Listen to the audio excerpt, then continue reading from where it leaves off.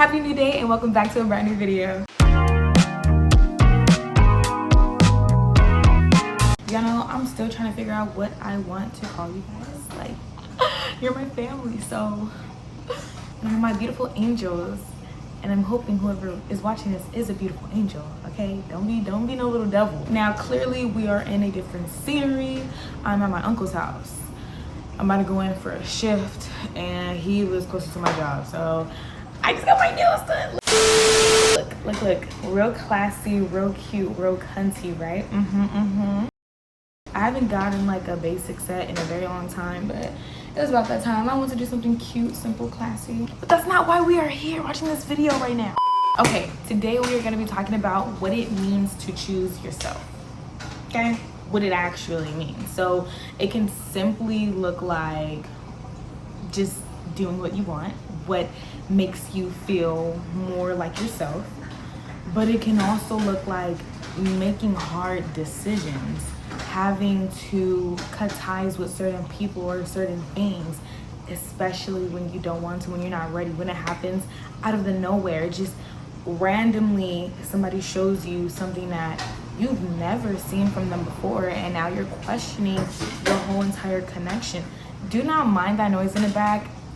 It's a little windy, so the blinds are kind of like having a fight with each other. But yeah, I find it the most vital when a situation happens so abruptly and you are literally forced to make a decision, that decision being either self-neglect or self-respect. And in that moment, you want to kind of bend your boundaries and push your standards to a side to keep this connection going because of everything you might have already sacrificed, or all the memories and time spent together with this person or these set of people, and you don't want to have to cut them off, especially if you think it's something that can be worked through. Now, not every little thing causes a cutoff. I know my cutoff game is strong and it's cold, that's how I am, but I don't cut somebody off unless I know that we can work this out. I always actively try to work things out. The only time where I know it's not gonna be anything worked out is if you violate my boundaries and standards. Now, loyalty is a non-negotiable for me. I can't be friends with somebody who's not loyal to me. Respect, obviously, that's not it's a non-negotiable. Consideration, that's non-negotiable. I'm never going to remind you to consider me, okay? Being inconsiderate, I don't put up with that. That's something that we're gonna have a conversation about. It's just not cold cut off. So those types of things, your non-negotiables, you need to recognize what you are okay with talking about and moving forward with, and the things that you're just absolutely not okay with moving forward with. And that's totally okay. That does not make you a bad person. That just means you are firm on your boundaries. You got into a place with yourself to where you cannot afford to be surrounded by people who don't care about you. You just can't. It's not going to work out because you love yourself so deeply and tremendously. It literally propels you to even be next to people who do not love you genuinely or show up for you genuinely. Do not ever allow someone to make you feel bad for choosing yourself. People who make you feel bad for choosing yourself are people who don't ever choose themselves and think you're selfish for putting yourself first, for protecting yourself, your heart, your mind, your body, and your spirit.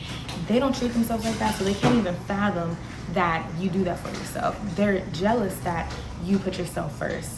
Okay, they're jealous that even when you put yourself first, you still find a way to help other people out in the same midst. Okay, like they're just like, oh my god, like what the nah, but for real, it's like the people who get mad at you for standing firm on your boundaries and your self-respect are the same people who want you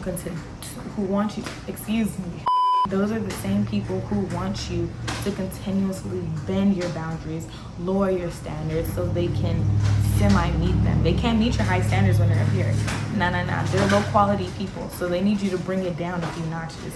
And when you're not willing to do that, you're always going to bump heads. You guys aren't aligned. You hold yourself to high standards. They don't hold themselves to none. So they're not going to understand you, and you're not going to understand them. You're not supposed to force each other to understand one another. Now, it's a difference when you guys both want to grow, and this just goes back into what I was saying, your non-negotiables, and then the things that you can negotiate on. Because we all, like, bro, nobody is perfect. We make mistakes, there's misunderstandings, shit like that happens. So there are things that we can definitely talk through and work through if both parties want the same thing. Stop trying to blame each other and just actually resolve the issue. Come together and figure out what it is that you guys both need to do to resolve the issue. Y'all love each other, you're friends, you're in a relationship, and you want to continue this connection that you guys have grown with, like have made. Come together to work together. Stop trying to place blame and just fix the issue. Find the issue at hand and work through it. Nobody's perfect. But yeah, so like I was saying, misunderstandings happen. That's why we communicate. That's why we talk efficiently. Okay, that it's supposed to be a cohesive connection that you have with people.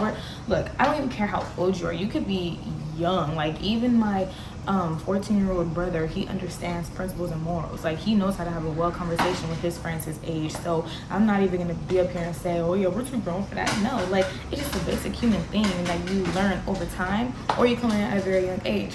I was grateful to have learned that at a very young age because of the poor experiences that I've been through, but I chose to learn from it instead of using it as an excuse to become a horrible person because I was treated horribly.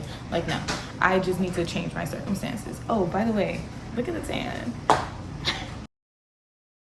I need to go get another one, but yeah. I was out in San Diego this weekend, so, or whenever y'all seen this, I don't know when I'm posting this, but I was in San Diego. It was so fun. I was out in that sun, and yeah. Anyways, y'all, this video and all my videos where I'm, you know, talking your ear off, I'm not here to make you feel better. I'm here to help you do better. So if you're offended by anything that I say, you might as well just exit and block me on all social media platforms, because this is exactly what I'm about. And if you're not willing or ready to take that accountability, then my page isn't for you. I'm not the person you should be watching, but I very much am, because you got to get out of that. Be receptive to constructive criticism.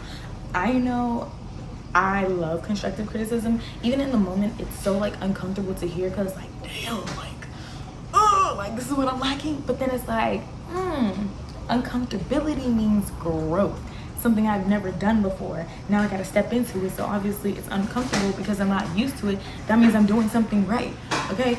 And every time you listen to yourself, your voice in here gets louder. Your intuition gets louder because you're choosing to listen to it. You listen to it, you're activating it. Just imagine how divinely guided you will continuously be the more you tune into the frequencies of the universe, your ancestors, and your truest, highest self. That you have all the knowledge within. You've lived a life before. I don't know how many, but you've lived before. You have experiences. Your soul has experienced. So you have all the answers. You don't have to go out looking for them. I love reading, by the way. Hold up. Let me not just... Books will teach you a lot. Now, I used to be one that would hate reading, bro. Even still now, like, I'm not a consistent reader, but I do have my seasons where I just love reading and just obviously just adding to my knowledge. Those are external things I would say really do, you know, unlock the things that you already know. Like, when you read something, it's like, it just clicks. Yes, because you already know. But now that you're reading it and seeing it on paper, you're like, oh, I remember that. It is important to learn from your experiences and stop creating yourself to be this freaking victim. You're not a victim.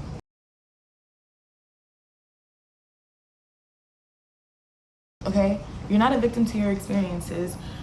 One way or another, you led yourself to this experience.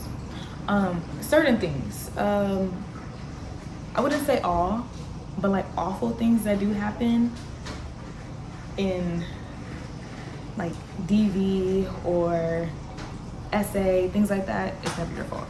That's not what I'm talking about. No things like that. SA, DV, not your fault.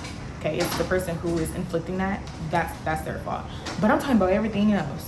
Okay, being put in situations with different friends, partners, even your family members, just you putting up with certain things, you're gonna be led to certain experiences, certain outcomes, and you have no one else to blame but yourself. So once you choose you, You won't have to deal with that stuff anymore. That's when it all ends, when you finally choose yourself.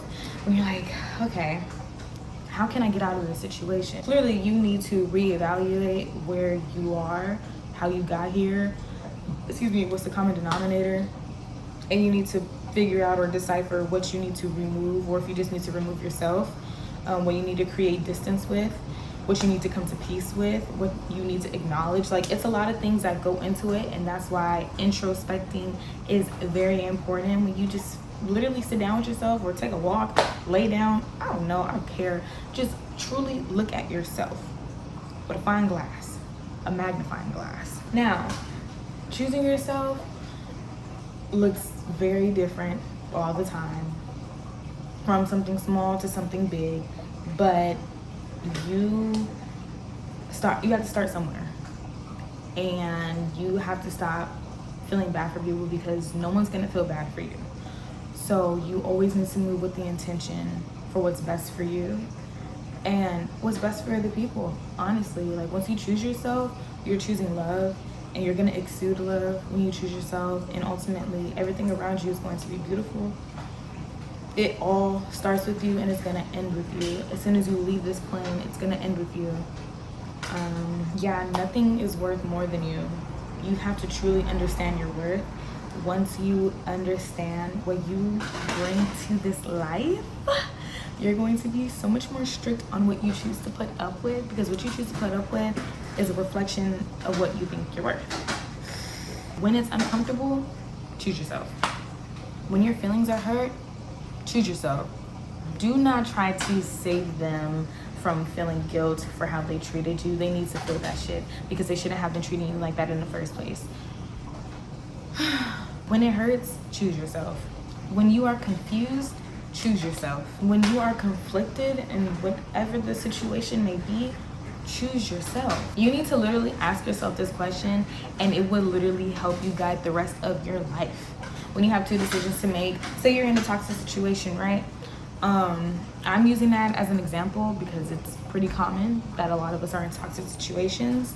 So you literally have to ask yourself, if you had two plates, one was a toxic situation and then one was a healthy situation, everything that you've ever wanted, you have the choice between two.